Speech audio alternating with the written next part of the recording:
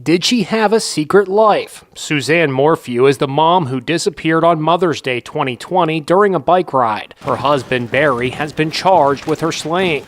At a preliminary hearing this week in Colorado, there was testimony that Suzanne was having an affair with her sweetheart from high school. Suzanne having an affair is old news, although we never seem to talk about her paramour, Jeff Libler. The real question here is, was Barry having an affair? To start off with, Barry told investigators his marriage was perfect and he denied his wife was having an affair more than a dozen times. He also claimed Suzanne had no intention of leaving him. But then this text from May 6th was screenshotted, saved likely inadvertently, and possibly during a mass purge of his phone. I got nightmares in my head, I fear thoughts build up until I can't feel. My mind fills up into a creature, and it haunts me somewhere much deeper. I got nightmares in my head, I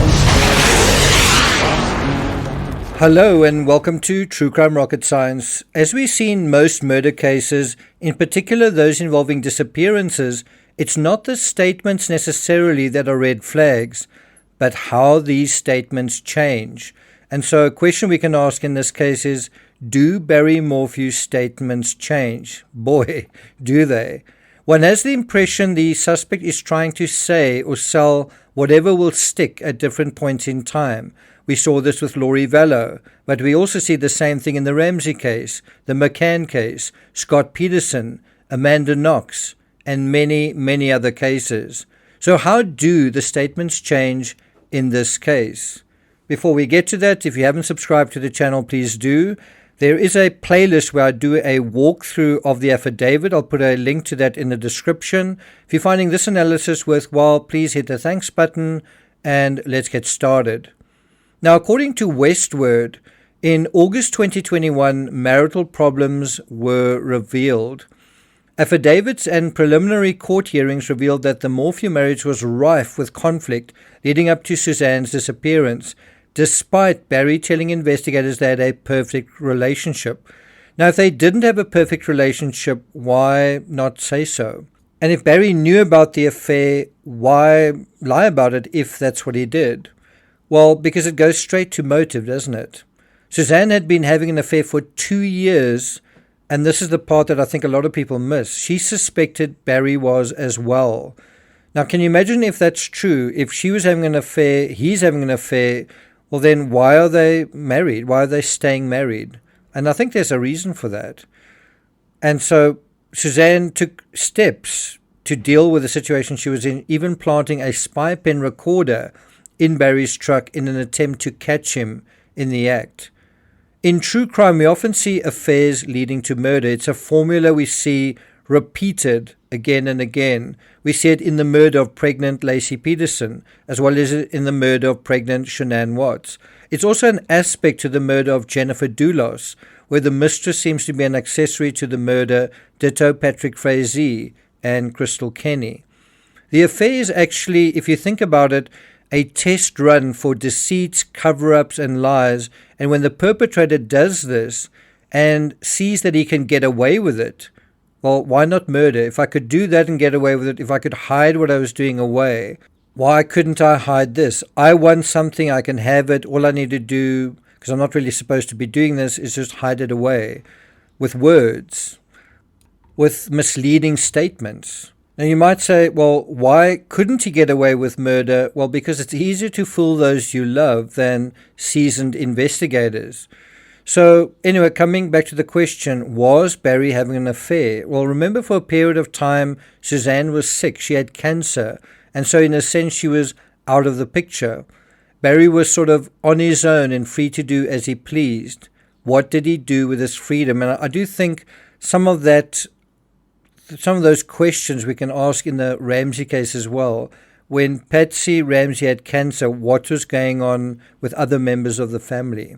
Anyway, coming back to the Morphew case, though the pen did not uncover evidence that Barry was unfaithful, investigators testified that deleted search history on Barry's phone revealed visits to the dating website Ashley Madison, An affidavit revealed that Barry began a relationship with another woman shortly after Suzanne went missing, possibly as early as July 2020. That's just 2 months after his wife vanished.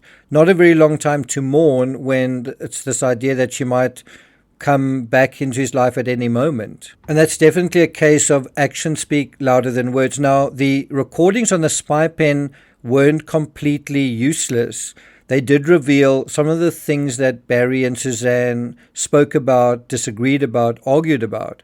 Meanwhile, a post on Reddit also details prior pornography searches allegedly on Barry's phone. His lawyer at the time seemed to suggest these searches were made by one of his daughters, which to me seems absurd. You can have a look at some of the items that were being searched. It does potentially reveal a different side to Barry, doesn't it? How well do you think you know the Morphew case? Well, let's deal with 6 new insights that might surprise you. Starting with number 1, when did Suzanne disappear? And I guess implicit in that question is, when do you think she was murdered? Some people believe Suzanne was murdered Friday, others Saturday, and still others on Sunday, Mother's Day. What do you think? If you go to Law and Crime, they have it as May 10th. Do you think this is accurate? Suzanne Morphew was last seen on May 10, 2020. Court documents indicate that Barry Morphew told detectives that the last time he saw his wife was at 5 a.m. that morning when he got up to leave for Denver, Colorado for a landscaping job. Well, that's the equivalent of taking Chris Watts at his word, saying the same thing. The last thing I saw was Shanann in bed. Really? So if the prime suspect says when he last saw Suzanne alive, is that when he saw her alive? Because Law and Crime are stating this as fact. Isn't it fact? Well, if you look at the vehicle telematics data as well as other data, it seems to show a lot of movement on Saturday night and very early on Sunday morning. The doors opening, closing, reversing, and so on. Besides that, Barry claims they had dinner together, yet there was only one plate in the kitchen. And besides this, it wasn't Barry who reported Suzanne missing, it was someone else.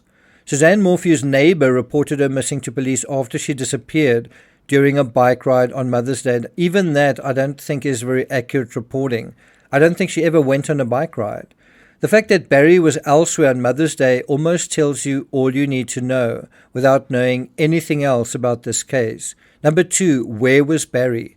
Does anyone know what Barry's alibi is? Because the story about a construction job in Broomfield was preceded by another story that he was doing a firefighting course. Anyone remember that? This is, again, just a reminder of how his story changed. Number 3, were cadaver dogs brought in? Anyone know the answer? The answer is yes. Do you know if they alerted? The answer is yes. I also did a video on that. Suzanne Morphew, 3 cadaver dogs, 3 alerts. Can you guess where? I'll put a link to that in the description. Number 4, Barry denied that he refused to take a polygraph. Well, do you think he did ever take a polygraph? It actually turned out in the affidavit that Barry was asked just 3 days after Suzanne was reported missing if he would take a polygraph, and he refused. Number 5, were Barry and Suzanne arguing? Well, the best witness in this case and to this question is Suzanne. And although she's been silenced forever, the fact that Suzanne herself had a spy pen and also had made a list of grievances against Barry, as well as the fact that she intended to leave him, are all pretty compelling. And that list of grievances is quite long. We see it on page 12 and 13 of the affidavit. Look at some of these points. Shame and guilt daily for not meeting expectations. Nothing to do with infidelity, everything to do with your character and who you are at core. That's quite a statement to make. Then on April 24th, 2020, Suzanne sent Barry the following message that was recovered from deleted images. Oh, I'm sure your mistress has you all happy now, so you can say you love me but bully me when you're with me. Yeah, that's love. This makes it quite clear that Suzanne, as late as less than 2 weeks before her own death, was convinced that Barry had a mistress.